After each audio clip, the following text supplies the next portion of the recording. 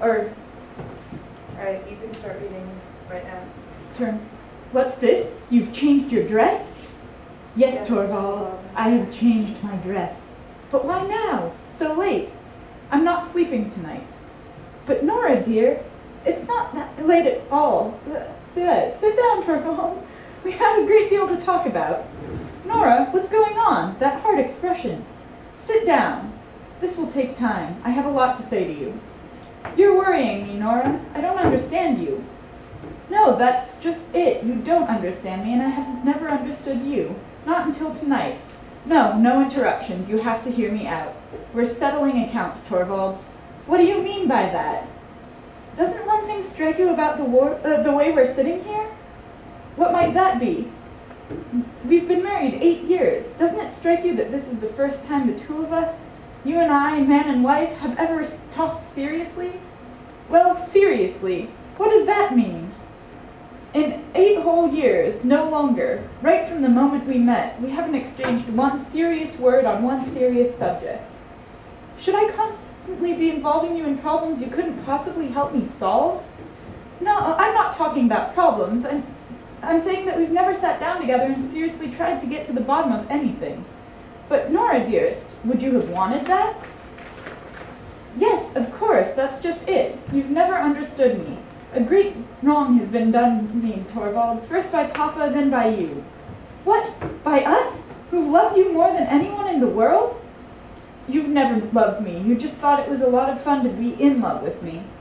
Nora, this is unreasonable, and it's ungrateful. Haven't you been happy here? No, never. I thought so, but I never really was. Not happy? No, just having fun. You've always been very nice to me, but our home has never been anything but a playpen. I've been your doll wife, just like I was Papa's doll child at home. And my children, in turn, have been my dolls. It was fun when you came and played with me, just like they have fun when I played with them. This is what our marriage has been, Torvald. There's some truth in this, exaggerated and hysterical as it is, but from now on things will be different. Playtime is over, now the teaching begins. Who gets the teaching? Me or the children? Both you and the children, my dearest Nora. Ah, Torvald, you're not the man to teach me how to be a good wife. I have to try to teach myself, and you can't help me there. I've got to do it alone. And so, I'm leaving you. What did you say? If I'm going to find out anything about myself, about everything out there, I have to stand completely on my own. That's why I can't stay with you any longer. Nora! Nora! I'll leave right away. Christine can put me up for tonight.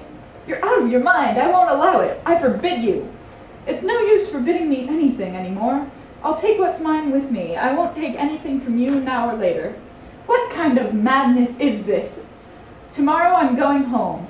Back to my old hometown, I mean. It'll be easier for me to find something to do up there. You blind, inexperienced creature! I have to try to get some experience, Torvald. Abandon your home, your husband, your children. Do you have any idea what people will say? I can't worry about that. I only know what I have to do. It's grotesque.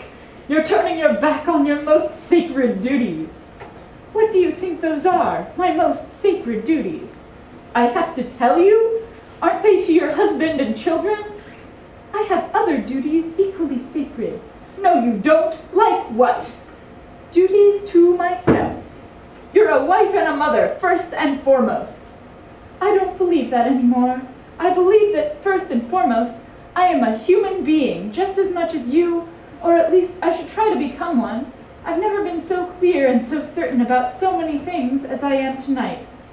You're clear and certain that you'll desert your husband and your children? Yes, I will. There's only one explanation left. What is it? You no longer love me. No, that's precisely it. Nora, you can say that? Oh, it hurts so much, Torvald, because you've always been so kind to me, but I can't help it. I don't love you anymore. Are you also clear and certain about that? Yes, absolutely clear and certain. That's why I can't live here anymore. Can you tell me how I lost your love? Yes, I can. It was this evening, when the wonderful thing didn't happen. Then I saw you weren't the man I had thought you were.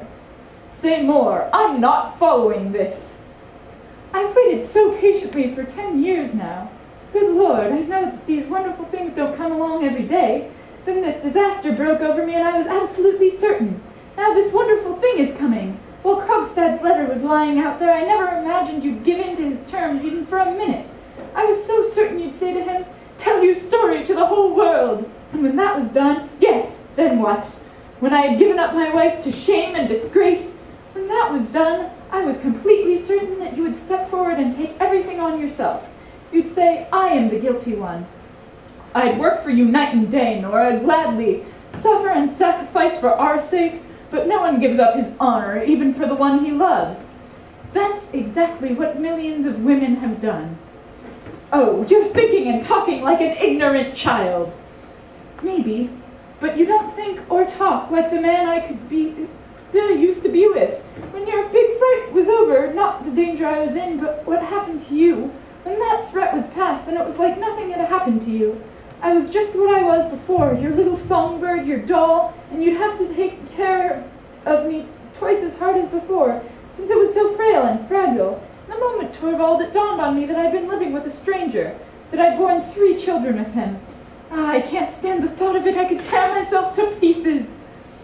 I see. A gulf has really opened up between us. But Nora, can't we fill it somehow? The way I am now, I am no wife for you. I can transform myself. I have the strength for it. Maybe, if your doll is taken away from you, to live without you. Nora, I can't bear the thought of it. All the more reason it has to happen. Nora, not now. Wait until tomorrow.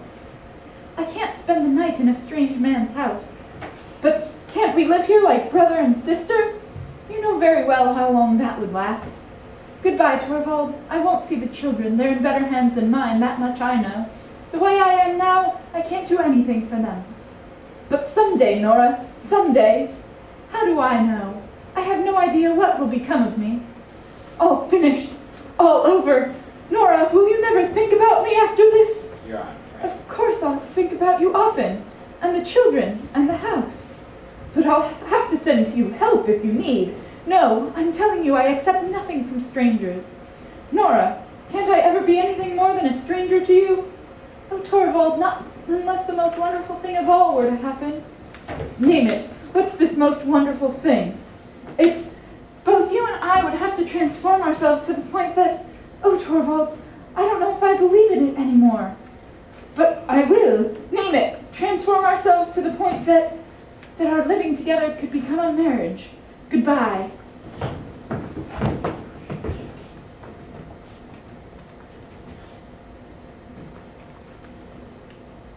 don't have any more lines. I can't read them through there.